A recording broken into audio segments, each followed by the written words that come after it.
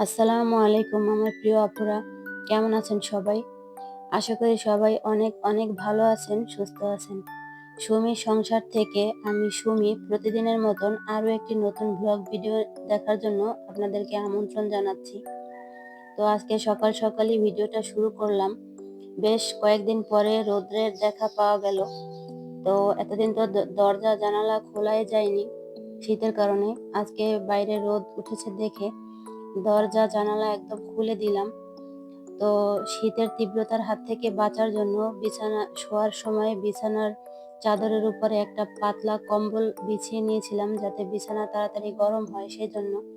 তো শীত মানেই তো বেশি বেশি কাঁথা, কম্বল, চাদর, সোয়েটার দিয়ে ঘর বিছানা ভরা থাকবে। তো বাড়তি জিনিসগুলোকে ভাঁজ দিয়ে হাতের কাছেই রেখে দিলাম, যাতে সময় মতন পাওয়া যায়। আর বিছানাটাকেও একদম ঝেড়ে পরিষ্কার করে নিচ্ছি। রান্না করতে যাওয়ার আগে এসব কাজগুলো করে গেলে অনেকটাই ভালো হয়। তো এই যে দেখেন আমি কি করি। মশারি টানানো আমার সবচেয়ে কষ্টের একটা কাজ। তো মশারির চারকোনা তো খোলাই যাবে না, তাহলে টানানোর সময় আবার অনেকটাই ঝামেলা হবে। তো আমি মশারির এক কোণা কখনোই খুলি না, আর সেই কোণাতে একটা শপিং ব্যাগ দিয়ে মশারিটা সেটার ভিতরে ঢুকিয়ে রাখি, আর জানালার পর্দার পিছনে রেখে দেই। এতে করে বোঝাও যায় না, আর অনেকটাই সহজ হয়ে যায় কাজ।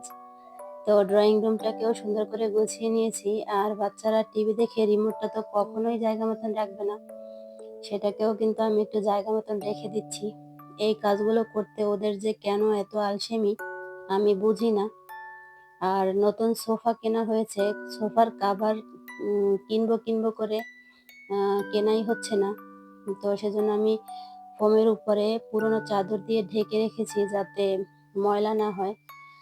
আর ছেলের বিছানার উপরেও একটা পাতলা কম্বল কিন্তু দিয়ে দিয়েছি, ওই একই কারণ, বিছানা যাতে তাড়াতাড়ি গরম হয়। তো দুপুরে রান্নাটা বসিয়ে দিয়েছি, ভাতটা প্রায় হয়ে গেছে। আর এখানে মিষ্টি কুমড়া শাক ধুয়ে রেখেছি, আর মাংস আর আলু একসাথে রান্না করব, নতুন আলু দিয়ে মুরগির মাংস, সেটাকেও ভেজে নিয়েছি। আর এই যে বাসায় মেহমান আসলে বেশি বেশি থালাবাটি তো হবেই, তো রেগুলার থালাবাটিগুলো একটা ঝুড়িতে রেখেছি, আর বাড়তিগুলো একটা ঝুড়িতে করে সরিয়ে রাখলাম। রেগুলার থালাবাটিগুলো রান্না করার আগে গুছিয়ে নেব। আর দুপুরে দুধ জাল করার জন্য দুধটাকেও বের করে নিয়েছি। তো রান্না শুরু করার আগে রান্নাঘরটাকে একটু ভালো করে গুছিয়ে তারপরে রান্না শুরু করলে কাজ করে একটু আরাম পাওয়া যায়, না হলে অনেকটাই ঝামেলা হয়ে যায়। আর যেহেতু বাইরে রোদ উঠেছে, কিছু শুকনো মরিচ আনা হয়েছিল, সেগুলোকে রোদ্রে শুকাতে দেব। তো প্রথমে একটা প্লেটে নিয়েছিলাম, পরে দেখলাম প্লেটটা ছোট হয়ে গেছে, তো চেঞ্জ করে দিয়েছি।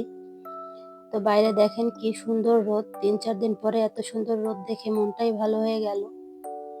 আর আমার ভাতটা কিন্তু হয়ে গেছে, আমি এখন মাঠটাকে ঝরিয়ে নেব। তো আগে তো মাছ ঝরাতে গিয়ে যে কতবার হাত পুড়েছি তার কোনো হিসেব নেই। আর এখন আমি এভাবে ঝুড়িতে মাছ ঝরানোর জন্য ভাতটাকে ঢেলে দিই। এভাবে ঢেলে দিলে কিন্তু মাঠটা ঝরাতে অনেকটাই সুবিধা হয়ে যায়। আর একটা ছোট্ট বাটির উপরে ঝুড়িটাকে রেখে দিলাম, এতে করে বাড়তি মাঠটা ঝরে যাবে। আর এখন বাজে সকাল 11টা। তো আমার শ্বশুর আব্বাকে একটু নাস্তা দিয়ে দেবো, হালকা নাস্তা। তো ওনার ঠান্ডাটা একদম কমছেই না, সেজন্য ভাবলাম ওনাকে এক কাপ রং চা বানিয়ে দিই, খেলে হয়তো ভালো লাগবে। আর সাথে একটা রুটি দিয়ে দিলাম। তো এখন আমি ওনাকে চাটা দিয়ে এসে তারপরে রান্নাটা বসিয়ে দেব, আর পানিটাও দিয়ে দিলাম। চা মানে নাস্তার পরে খাবার জন্য অবশ্যই গরম পানি মিশিয়ে দেব, উনি গরম পানি মিশিয়ে পানি খান। তো আমি রান্নায় চলে এসেছি, এর মধ্যে ভাতের মাঠটা ঝরে গিয়েছে। এখন আমি ডেক্সির মধ্যে ভাতটাকে ঢেলে নিচ্ছি। আমি কারেন্টের চুলায় রান্না করার জন্য এই ডেক্সিটাকে কিনেছি। তো সেটার মধ্যেই ভাতটাকে ঢেলে রাখলাম। আর এদিকে আমি মাংস রান্না করার জন্য কড়াইটাকে চুলায় বসিয়ে দিয়েছি। তো মাংসের সব ধরনের মশলা দিয়ে আমি মশলাটাকে ভালো করে কষিয়ে নিয়েছি। আর এখন এর মধ্যে ভেজে রাখা আলু আর মাংস একসাথে দিয়ে আমি মাংসটাকে ভালো করে মশলার সাথে কষিয়ে নিচ্ছি। তো যে কোনো তরকারি যত কষানো যায় তত কিন্তু খেতে ভালো লাগে। এখন আমি এই কষানো মাংসের মধ্যে পরিমাণ মতন ঝোলের পানিটা দিয়ে দিলাম। এখন এই ঝোলের পানিটা মাংসের গায়ে গায়ে লেগে গেলে মাংসটা নামিয়ে নেব। তো মাংসটাকে আমি ঢেকে দিলাম। আর এখন আমি মিষ্টি কুমড়া শাক রান্না করব, সেজন্য আমি মশলাটাকে ভালো করে কষিয়ে নিয়েছি। এখানে মশলা বলতে পেঁয়াজ, রসুন বাটা আর হলুদের গুঁড়া আর কাঁচামরিচ আর লবণ দিয়েছি। শুধু কাঁচামরিচ একটু বেশি করে দিয়েছি, কারণ এখানে আমি আর কোনো শুকনো মরিচ ব্যবহার করব না। তো মশলাটাকে ভালো করে কষিয়ে এর মধ্যে একটু ঝোলের পানি দিয়েছিলাম। তো ঝোলের পানিটা গরম হওয়ার পরে আমি কিন্তু শাকটাকে দিয়ে দিচ্ছি। পরে এখানে আমি আর কোনো পানি ব্যবহার করব না। তো শাকটা একটু বেশি হওয়াতে আমি নাড়াচাড়া দিতে পারিনি। লবণ দিয়ে একটু সময় ঢেকে রাখলাম। শাকটা একটু কমে আসলে তারপরে আমি এটাকে ভালো করে নেড়েচেড়ে দেবো। তো একটু কমে আসার পরে আমি শাকটাকে ভালো করে নাড়াচাড়া করে দিলাম। আর এই যে এখন রান্নার শেষের দিকে আমি একটু শুকনা চালের গুঁড়ি দিয়ে দিচ্ছি। এতে করে মিষ্টি কুমড়া শাকটা একদম নরম হয়ে যাবে। আমার মাকে দেখতাম এভাবে আটাও ব্যবহার করতো, আবার চালের গুঁড়া যখন যেটা থাকে। আমি কিন্তু সবসময় আটাই ব্যবহার করি। আজকে চালের গুঁড়া ছিল বিধায় চালের গুঁড়াটা দিয়ে দিলাম। আর আমার মাংসটা কিন্তু রান্না করা হয়ে গেছে। এখন আমি শেষের দিকে একটু ভাজা জিরের গুঁড়ি দিয়ে দিলাম। আমার শাকটা কিন্তু রান্না করা হয়ে গেছে। এখন আমি শাকটাকে একটা বাটিতে বেড়ে নিচ্ছি।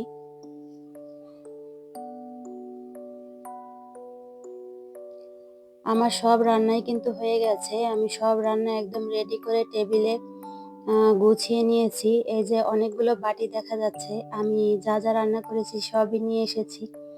এই যে চিংড়ি মাছ দিয়ে মিষ্টি কুমড়া শাক রান্না করেছি, আর ইলিশ মাছ দিয়ে সিম আলু টমেটো দিয়ে রান্না করেছি।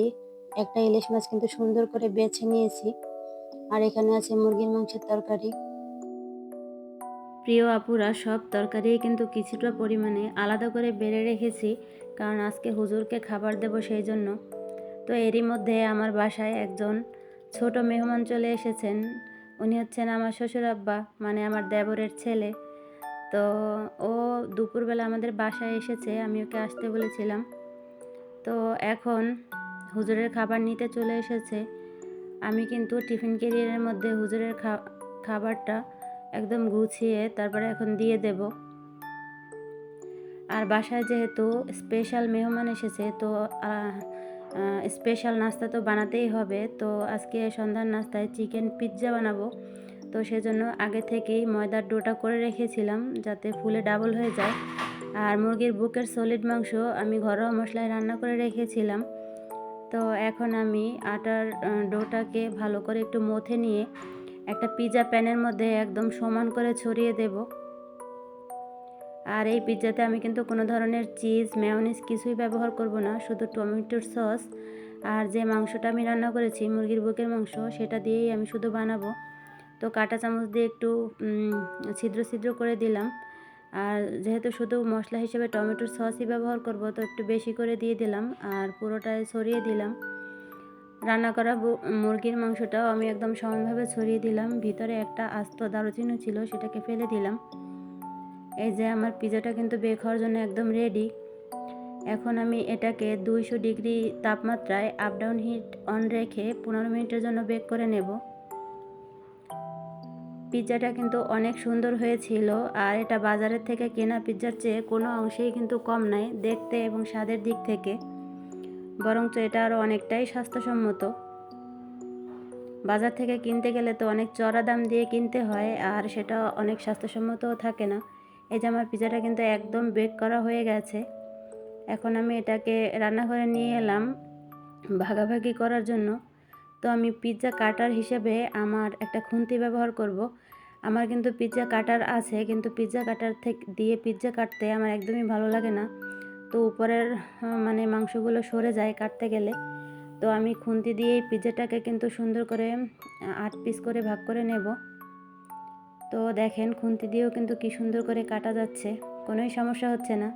তো আমি এক পিস পিৎজা তুলে আপনাদেরকে দেখিয়ে দিচ্ছি পিৎজাটা কত সুন্দর হয়েছে। রুটিটা কিন্তু একদম শক্ত হয়ে যায়নি, আর একদম নরম তুলতুলেও নেই, একদম পারফেক্ট একটা পিৎজা হয়েছে। যেমন দেখতে তেমন খেতে। আমি একটু দেখিয়ে দিচ্ছিলাম যে পিৎজাটা আসলে কেমন হয়েছে। তো এখন আমি আমার শ্বশুর আব্বাকে আগে দিয়ে দেব। ঘরে কোনো খাবার তৈরি হলে আমি আগে চেষ্টা করি ওনাকে দিতে, তো ওনাকে দিয়ে দিলাম। এখন আমি সবাইকেই দিয়ে দেব, আমার বাচ্চা তারপরে মেহমান যারা আছে ওদেরকে। আর আমি রান্নাঘরে দাঁড়িয়ে দাঁড়িয়ে গরম গরম এক পিস পিৎজার স্বাদ নিয়ে নিচ্ছি আর আপনাদের থেকে বিদায় নিয়ে নিচ্ছি। আপনারা সবাই কমেন্টে বলে যাবেন আমার পিৎজাটা বানানো কেমন হয়েছে। তো আমার আজকের ভিডিওটি এই পর্যন্তই। ভালো লাগলে একটি লাইক দিয়ে দিবেন আর আমার সাথে থাকবেন। আপনারা সবাই ভালো থাকবেন, আমার জন্য দোয়া করবেন, আমিও আপনাদের জন্য দোয়া করব। আল্লাহ হাফেজ।